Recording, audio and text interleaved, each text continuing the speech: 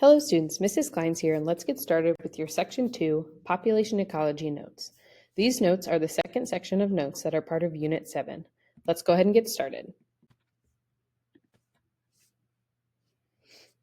If you remember, a population is best described as a group of organisms belonging to the same species living in a specific area or region. For example, the emperor penguins, which you can see from the image on your screen, are made up of multiple populations around Antarctica. Each dot on the map on the right of your screen represents a specific population of emperor penguins. Just like all populations on the planet, each population of emperor penguin is affected by the area it lives in or its habitat, how dense the population is or becomes based on its area, and the increasing number of individuals in the population or growth rate. For example, population density references the number of individuals in a population in a given area. The more individuals in a given space, the more dense the population. When a population becomes more dense, resources become more scarce as competition increases. Therefore, the population is affected by density. Other features of a population include the size, which is the number of individuals in a population. Density, as we've already talked about, or how many organisms live in a given area, and dispersion, or how individuals of a population are arranged in an area. We are going to break these three features down individually, starting with population growth and size. An increase in a particular population of a species is best described as population growth. Populations themselves can grow or increase, decrease, or stay the same over a period of time. However, it is the birth rate or number of individuals born, the death rate or number of individuals that die, immigration or emigration that will influence the population size over time. As you can see from the image on your screen, the human population has continued to grow exponentially over time. Even though there are some countries, like Japan, whose population is decreasing in size. Japan is a developed country, and the birth rate has declined over the years as women wait longer to have children or couples are simply no longer interested in having children. Japan has a slowed increase in its death rate as the result of an aging population. All of this has resulted in negative population growth for Japan. There are other countries, like many countries in Africa, that are still developing and as a result continue to increase in size due to the higher birth rates and decreasing death rates due to exposure to better health care. As a result, the population on our planet continues to grow. Immigration and emigration also greatly affect how a population grows and the size that the population becomes as a result. As you can see from the image on your screen, when the Pilgrims left England in the 1600s, they were considered emigrants with an E from England because they were exiting England. As a result of this emigration with an E, this caused a reduction in the size of the English population. And as those individuals moved into the east coast of the United States, they became known as immigrants with an I because they were moving into the United States. As a result of this immigration with an I, the soon-to-be American population increased or grew in size. Now, one thing you might have figured out is that if the birth rate equals the death rate, the population is not going anywhere. It will not grow in size. Based on population growth, we can calculate this using our starting population value. In this case, when we are looking at Missouri, 5,607,000 in the year 2000. And then in 2015, the value is 6,076,000 people. So if we are going to calculate the growth rate in the state of Missouri over those 15 years, this is how you would do it. First, you would calculate change in the number of organisms. In this case, people who live in Missouri from this time frame. So we are going to start with our ending value and subtract our starting value. The overall change in the number of individuals was 469,000 people. The time range was 15 years as we subtracted 2000 from 2015. The growth rate is the change per year. So we would take 469,000 divided by the number of years, which is 15. Our growth rate comes out to be 31,266 people per year. We can also use calculations to calculate population density. To calculate population density, you are going to calculate by taking the number of organisms in a population divided by the area or the size of the region or habitat. Remember, that area is going to be calculated by length times width of the area. So it's going to be like square kilometers or square meters because we are using the metric system. So you measure the size, length times width, from the image on your screen by taking 2 kilometers times 2 kilometers, which is 4 kilometers squared, and then the number of organisms, which in this case would be 15. We just counted those up. When you run this calculation, we have 15 organisms divided by 4 kilometers squared.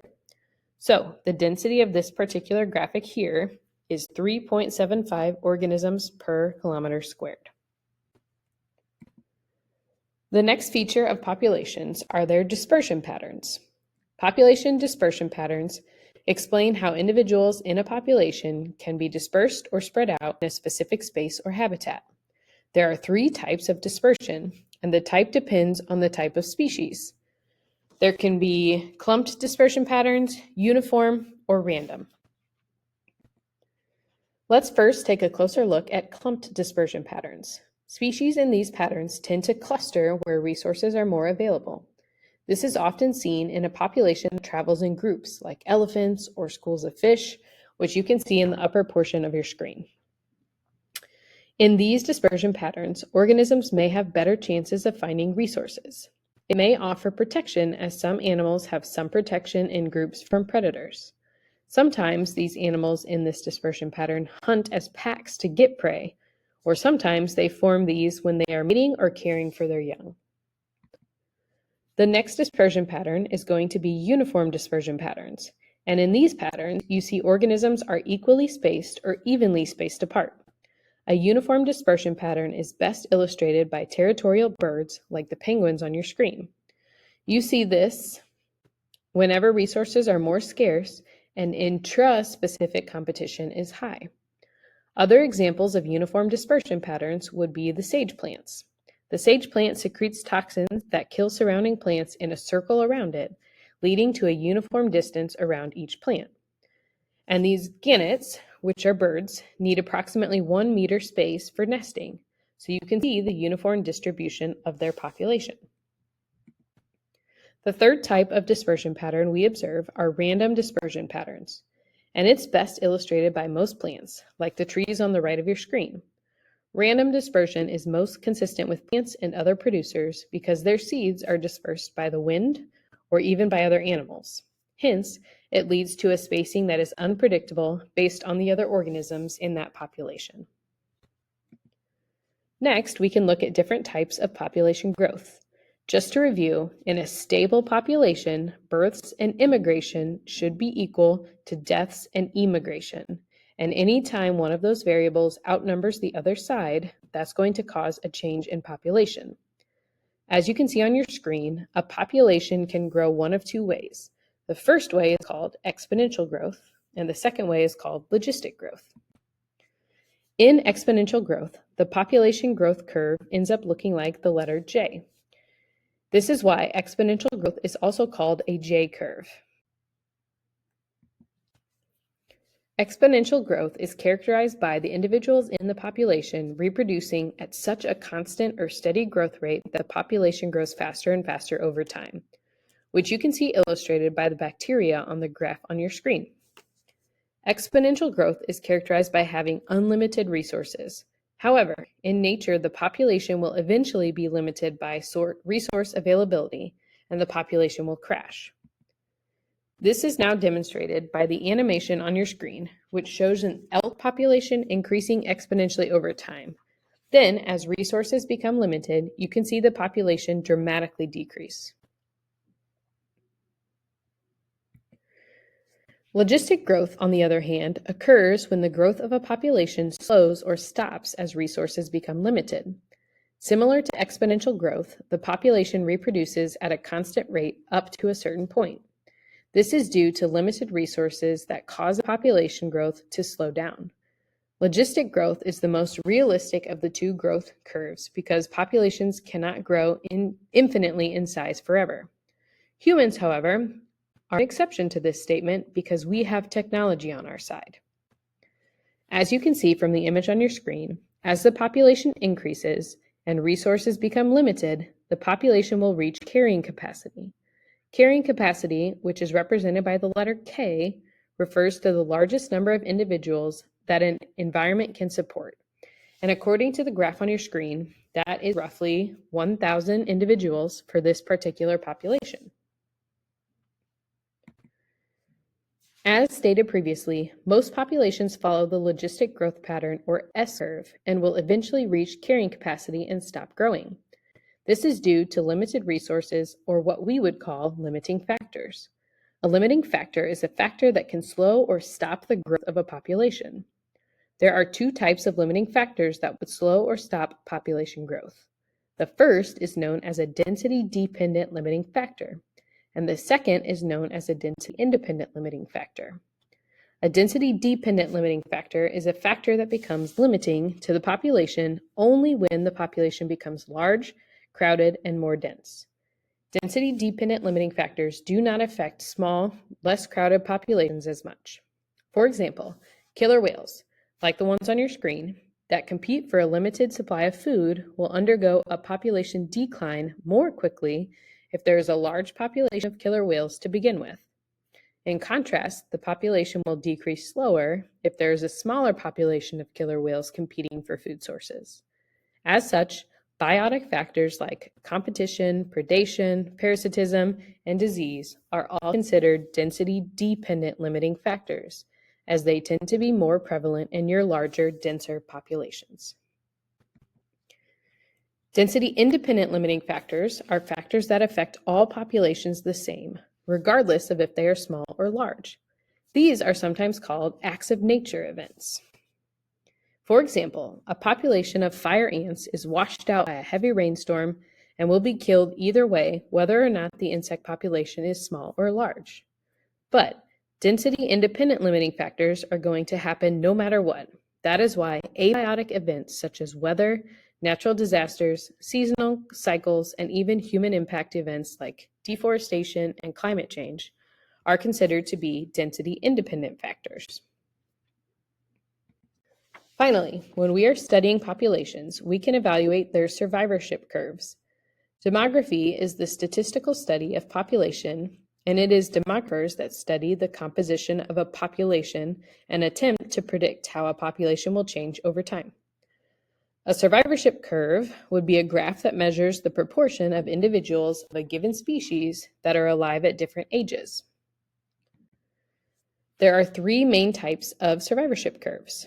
Type 1 survivorship curves, which you can see here represented with a red line, are characterized by low death rate early on in life, producing few offspring, and having high quality of care for their young. Humans and many other large mammals, such as elephants, whales, and gorillas, are all examples of a type 1 survivorship curve. A type 2 curve is illustrated by a constant death rate over the lifespan of a population. There is little parental involvement in raising of the young. As such, examples include birds, lizards, and other reptiles and amphibians, as well as smaller mammals. Lastly, a type 3 survivorship curve is identified as such by a high death rate early on in life. Examples include oysters and many other marine organisms, such as various fish species.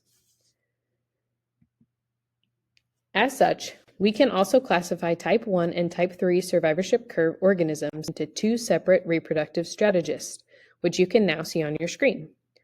A reproductive strategy references how an organism mates, how often, and/or how many offspring they have. Our strategists, which are demonstrated by the far left on the scale on the bottom of your screen, are species that strive to have as many offspring as possible, as often as possible, in hopes that some of them reach adulthood. That is why our strategists are more associated with a type 3 survivorship curve. K strategists, on the other hand, are best associated with type 1 survivorship curves because they have fewer offspring and not as often.